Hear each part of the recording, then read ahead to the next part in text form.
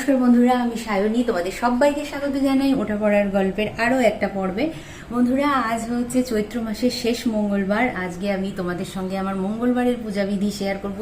তার সঙ্গে বলে দেব মহামৃত্যুঞ্জয় মন্ত্র। তোমরা অনেকেই জিজ্ঞেস করেছিলে যে মহামৃত্যুঞ্জয় মন্ত্র কিভাবে পাঠ করতে হয়, কবে পাঠ করতে হয়, কি তার নিয়ম, কোনো নিষেধাজ্ঞা আছে নাকি, তো সেটাও বলবো আজকের ভিডিওতে। আর সঙ্গে তোমাদের সঙ্গে আরও অনেক কিছু শেয়ার করব আজকে সারাদিনে আমি কি কি করছি কি না করছি। তো চলো এইভাবেই আজকের দিনটাকে স্টার্ট করা যাক। আই হোপ আজকের ভিডিওটা তোমাদের খুব খুব ভালো লাগবে। ছিল চৈত্র মাসের শেষ সোমবার, তো আমি ভেবেছিলাম তোমাদের সঙ্গে পূজাবিধিটা বাবার শেয়ার করব এবং কালকে সারাদিন কি করছি না করছি সেটাও শেয়ার করব, কিন্তু সেটা আর হয়নি। কেন, কালকে আমাদের পাশের পাড়াতে ছিল শীতলা মায়ের পুজো। সারাদিন মাইক বেজেছে সকাল থেকেই, আর তার সঙ্গে শুরু হয়েছে চৈত্র নবরাত্রি। আমার তরফ থেকে আমার পরিবারের সকল সদস্যকে জানাই চৈত্র নবরাত্রির অনেক শুভেচ্ছা ও অভিনন্দন। আর তোমাদের সবার যারা যারা তোমরা ব্রত রেখেছো, মায়ের কৃপায় তোমরা সবাই সুন্দরভাবে ব্রত রাখতে পারো। যারা ব্রত রাখোনি, যারা শুধু মায়ের পুজো করছো, তাদেরও দিনগুলো ভীষণ ভালো কাটুক।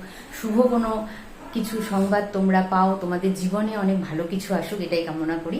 তো যাই হোক, কালকে যেহেতু মাইক চলছিল অনেক, তাই জন্য আমি ভিডিওটা করতে পারিনি। আজকে ভাবলাম যে চলো মঙ্গলবারের পূজাবিধিটা শেয়ার করে দিই তোমাদের সঙ্গে, আর সঙ্গে আমি টুকটাক যা যা করবো চলো দেখতে থাকো।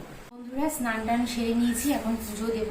পুজো দেওয়ার আগে আমি তোমাদেরকে কিছু কথা বলতে চাই। তোমাদের অনেক প্রশ্ন আসছে মহামৃত্যুঞ্জয় মন্ত্র নিয়ে, মা বৈভব লক্ষ্মীর পূজার কিছু প্রশ্ন তোমরা করেছো। তো সেই প্রশ্নগুলোর উত্তর সবসময় আমি কমেন্টের মাধ্যমে দিয়ে থাকি এবং মেসেঞ্জারেও তোমরা যারা আমাকে যোগাযোগ করো তাদেরকে দিয়ে থাকি। তো আজকে যেটা বলবো সেটা হচ্ছে মঙ্গলবার হচ্ছে মা কালী মানে মা আদ্যাশক্তি মহামায়া এবং আমাদের হনুমানজির বার। হনুমানজির আরো একটি বার আছে, সেটা হচ্ছে শনিবার, এবং মা আদ্যাশক্তিরও আরো একটি বার আছে, সেটা হচ্ছে শনিবার। তো এই শনি মঙ্গলবারে আমরা যে পূজাটা করি, আমরা চেষ্টা করব মায়ের পুজো এবং হনুমানজির পুজো খুব সুন্দর করে দেওয়ার। মাকে সুন্দর করে রাখার চেষ্টা করবে বাড়িতে। সেটা তুমি মাকে সুন্দর করে সাজিয়ে রাখতে পারো বা সুন্দর করে মনে ভক্তি নিয়ে তার পুজো করতে পারো। যেটাই করবে না কেন, মাকে সুন্দর করে রাখার চেষ্টা করবে। কেন বলা হয়, যেই বাড়িতে মা ভালো থাকে, সেটা তোমার জন্মদাত্রী মাও হতে পারে বা তোমার আরাধ্য দেবদেবীও হতে পারে। যেই বাড়িতে মা ভালো থাকে সেই বাড়িতে কিন্তু সন্তানরাও খুব সুখে এবং আনন্দে থাকে। দেখবে যখন কোনো মহিলা গর্ভবতী হয় তখন কিন্তু ডাক্তার বলো বা তার আশেপাশের যারা থাকেন সবাই বলেন যে মাকে খুব খুশিতে এবং আনন্দে রাখতে।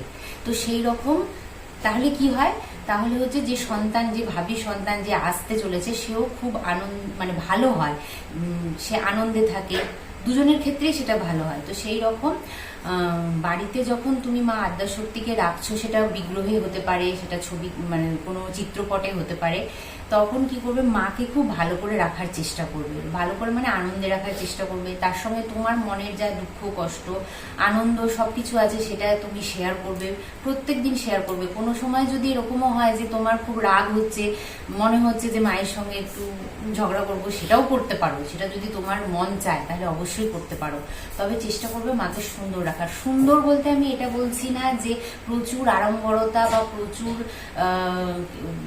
প্রচুর কিছুর মধ্যে তুমি রাখো। তুমি যতটুকুন করবে, মানে তুমি একটু ফুল দিয়ে একটা নকুলদানা দিয়েও পুজো দিতে পারো, কিন্তু সেটা যেন খুব সুন্দরভাবে হয়, ভক্তি ভরে হয়, মন থেকে হয়, এবং মাকে সুন্দর করে যার যতটুকুন সামর্থ্য আছে সাজিয়ে রাখার চেষ্টা করো, যেন মাকে সুন্দর লাগে দেখতে। একজন যেন বাইরে থেকে এসে বলে যে বাহ, মাকে তো খুব সুন্দর লাগছে দেখতে, মা যেন সুন্দর থাকে, এটাই। আর বজরংবলীর যেটা পুজোর নিয়ম, সেটা হচ্ছে তোমরা মঙ্গলবার বা শনিবার থেকে যারা তোমরা চাল্লিশা পাঠ করতে চাইছো শুরু করতে পারো, এবং প্রতিদিন সেটা করতে পারো যখন যেই সময় তোমাদের সময় হচ্ছে। এমন না যে তোমাকে না খেয়ে করতে হবে, এমন না যে তোমাকে শুদ্ধ বস্ত্রে করতে হবে। তোমার যখন মন চাইছে তুমি করো। যদি করতে না পারো, কানে শোনো, মানে এখন তো ইউটিউবে প্রচুর হনুমান চালিসা অনেকেই পাঠ করে থাকেন, সেটা শোনো। আর যদি সম্ভব হয় তাহলে প্রত্যেক মঙ্গলবার একটা করে চামেলি তেলের প্রদীপ জ্বালানোর চেষ্টা করো। চামেলি তেল যে কোনো দশকর্ম ভাণ্ডারে তোমরা পেয়ে যাবে, এবং চামেলি তেলের দাম খুব একটা বেশি না। কোনো জায়গায় 15 টাকা, কোনো জায়গায় 20 টাকা, বা কোনো জায়গায় 25-30 টাকার মধ্যে একটা করে তেলের শিশি পাওয়া যায়। এবার যদি কেউ সেটাও না পারছো, তাহলে অন্তত একটা তেলের প্রদীপ জ্বালানোর চেষ্টা করো, এবং যদি সম্ভব হয় তাহলে প্রত্যেক শনি মঙ্গলবারে জ্বালাতে পারো। যদি কারোর মনে হয় যে শুধু মঙ্গলবারে জ্বালাবে বা শুধু শনিবারে জ্বালাবে, সেটাও জ্বালাতে পারো। আবার কেউ যদি মনে করছো যে না আমি সময় পাচ্ছি না এত কিছু করার, তার সেই প্রদীপটাও জ্বালাতে হবে না। অন্তত একটু লাল ফুল মঙ্গলবার এবং শনিবার তার চরণে দিও, এবং চেষ্টা করো যে হনুমান চালিসাটা পড়তে না পারলেও অন্তত কানে শোনার, দিনে অন্তত একবার শোনার, রাত্রিবেলায় শুতে যাওয়ার আগে শুনলেও খুব ভালো হয়। আর হ্যাঁ, যদি আমরা জামা কাপড় ছেড়ে শুদ্ধ বস্ত্র হয়ে করতে পারি সেটা তো অনেক ভালো, কিন্তু যদি কেউ নাও করতে পারো তাতেও কিন্তু কোনো অসুবিধা নেই। মায়ের পুজো করার আগে সর্বপ্রথম আমি দেবাদিদেব মহাদেবের পুজো করে নিই। বলা হয় হর গৌরী, অর্থাৎ হর আগে তারপরে মা গৌরী। তাই জন্য দেবাদিদেব মহাদেবের পুজোটাই আমি আগে করে নিই। আর হ্যাঁ, প্রথম পূজ্য গণপতি বাপ্পা তো আছে। এখানে মায়ের নামে আমার ফুল ভালোই আজকে জোগাড় হয়েছে।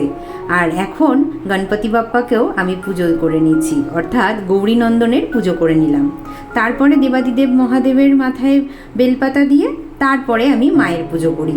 এই আমার প্রত্যেক শনি মঙ্গলবারের রুটিন বা প্রত্যেক শনি মঙ্গলবারের দিনলিপি। তো এইভাবেই প্রত্যেক দিন পুজো করে থাকি। আর আমার বড় মায়ের চরণে তো ফুল দেওয়া সম্ভব হয় না, কেন তিনি এইখানেই অধিষ্ঠিতা। তাই জন্য তার জন্য একটা পঞ্চমুখী জবার মালা আমি এনেছি।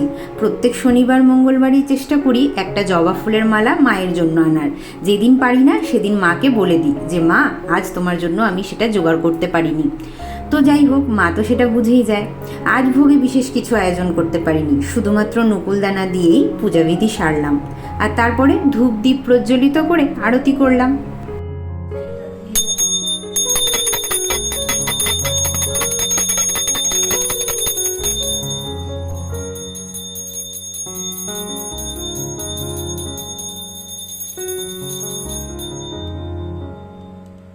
সো বন্ধুরা, এখন বাজে রাত 9:30। তোমাদেরকে একটা কথা বলি, এখন ভিডিও করানো একদম দায় হয়ে গেছে। মানে আমাদের পাশে যে মানে পেছনের যে পাড়াটা, তো সেই পাড়াতে এর আগের মানে 7 দিন আগে বোধহয় শীতলা মায়ের পুজো হয়েছিল, তোমাদেরকে বলেছিলাম আমি। তো সেই শীতলা মায়ের পুজোতে মানে বলেছিলাম কি বলিনি আমি, আমার মনে পড়ছে না। যাই হোক, সেই শীতলা মায়ের পুজোতে সেই যে অনুষ্ঠান শুরু হয়েছে, সেই অনুষ্ঠান আর শেষ হচ্ছে না। মানে প্রতিদিনই তোমার হচ্ছে কি বলবো, বক্স বাজছে, মানে সারাটা দিন তো বক্স বাজছে, তারপরে রাত্রেবেলায় আবার গানের অনুষ্ঠান হচ্ছে, সাথে বক্স বাজছে, মাইকিং চলছে। তার মধ্যে শুরু হচ্ছে নবরাত্রি। নবরাত্রিতে তোমার আবার হচ্ছে সারাদিন বক্স বাজছে। আমাদের এখানে না বাসন্তী পুজোটা হয় না, কিন্তু যেহেতু নন বেঙ্গলি জায়গা, সেহেতু প্রচুর মানে 2-3টে জায়গাতে নবরাত্রি বেশ বড় করে হয়। আর হচ্ছে তোমার রাত্রিবেলা 10টার পর থেকে হচ্ছে শুরু হচ্ছে তোমার যে মাতা কি জাগরাতা বলে না, মানে সারা রাত জেগে ওদের একটা ইয়ে হয়, মানে মায়ের নাম গান হয়। তো সেইটা শুরু হচ্ছে। মানে কি বলবো, তোমার মাথা খারাপ। মানে এমনি ডেইলি লাইফস্টাইল ব্লগও করতে পারবে না। আর আমি যখন এই লিভিং উইথ সায়নীর ভিডিওগুলোতে এডিট করছি, কি যে কষ্ট করে করছি, সমস্ত জানলা দরজা বন্ধ, ফ্যান অফ। এমনিও করতে হয়, জানলা দরজা বন্ধ, ফ্যান অফ করেই করতে হয়, কারণ কি আশেপাশের চিৎকার আওয়াজ সবই শুরু হয়ে যায়। আর আমি যখন কিছু করতে বসি তখন আরো বেশি শুরু হয়। তো সেই জন্য সবকিছু বন্ধ। এখন তো বন্ধ করেও মনে হচ্ছে আওয়াজ আসছে। এখন যদি কিছু ক্লেম টেম চলে আসে তাহলে আমি জানি না। আর এখন যা ব্যাক টু ব্যাক তোমার পুজো পাঠ দেখাতে হচ্ছে, মানে সামনে যতগুলো পুজো, লিভিং উইথ সায়নীতে একদম ফুল মানে প্যাকড আপ পুজোর ভিডিও। তো যাই হোক, এরকম করেই কাজ করার চেষ্টা করছি। আমার কাজ আমাকে করতে হবে, আমাকে দায়িত্ব নিয়ে তোমাদের কাছে ভালো ভিডিও পৌঁছাতে হবে। যাই হোক, আমাকে আমার একজন ভিউয়ার্স কে জিজ্ঞেস করেছিলেন যে মহামৃত্যুঞ্জয় মন্ত্র কি প্রত্যেক সোমবার পড়বো না রোজই পড়বো। প্রথম কথা হচ্ছে, প্রত্যেকটা মন্ত্রেরই একটা গুণাগুণ আছে। কেন সেই মন্ত্রটা পাঠ করতে হয় সেটা সর্বপ্রথম আমাদের জানা উচিত। মহামৃত্যুঞ্জয় মন্ত্র যিনি রচয়িতা, তার নাম হচ্ছে মহর্ষি মার্কেন্ডেয়। মহর্ষি মার্কেন্ডেয় ছিল মহর্ষি মৃকুণ্ড এবং মেরুবতীর পুত্র। তো মহর্ষি মৃকুণ্ড নিঃসন্তান ছিলেন, তার কোনো পুত্র সন্তান ছিল না, এমনকি কোনো সন্তানই ছিল না। তখন তিনি শিব পুজো বা শিব আরাধনা করেছিলেন। সেই সময় শিব মানে মহাদেবাদিদেব মহাদেব প্রকট হন এবং মৃকুণ্ডকে বলেন যে তোমার ভাগ্যে কোনো সন্তান যোগ নেই। তো তখন মৃকুণ্ড খুবই কাতর তাকে অনুরোধ জানান, এবং তাতে তুষ্ট হয়ে মহাদেব বলেছিলেন, আচ্ছা বলো, তোমাকে আমি বর দিচ্ছি, তুমি কিরকম ধরনের পুত্র চাও। এক হচ্ছে তুমি দীর্ঘজীবী একজন পুত্রকে পাবে, আরেক হচ্ছে তুমি স্বল্পায়ু যুক্ত একজন পুত্রকে পাবে যে ভীষণই গুণসম্পন্ন হবে। তো সেই সময় মৃকুণ্ড মানে মহর্ষি মৃকুণ্ড বলেছিলেন যে আমার স্বল্পায়ু সম্পন্ন একজন গুণবান পুত্রের দরকার। তো মহাদেব তথাস্তু বলে চলে যান এবং তার কিছুদিন পরে মার্কেন্ডেয়, ওই যে দেখো শুরু হয়ে গেছে, তার কিছুদিন পরে, একটু শোনার চেষ্টা করো, আমি জোরে বলছি। তার কিছুদিন পরে মার্কেন্ডেয় মুনির জন্ম হয়। তারপরে মার্কেন্ডেয় মুনি বড় হন, তিনি অল্প দিনের মধ্যেই তার নিজের গুণাগুণ দেখাতে শুরু করেন। তো স্বল্পায়ু, এবার কিছুদিন পরে যখন তার মৃত্যু যোগ থাকে, সেই সময় তার পিতা তাকে জানান যে তোমার খুব তাড়াতাড়ি মৃত্যু যোগ আছে, কিন্তু তোমাকে আমরা হারাতে চাইছি না। সেই সময় ঋষি মানে মহর্ষি মার্কেন্ডেয় সেই সময় মহামৃত্যুঞ্জয় মন্ত্রের জাপ শুরু করেন মহাদেবের জন্য।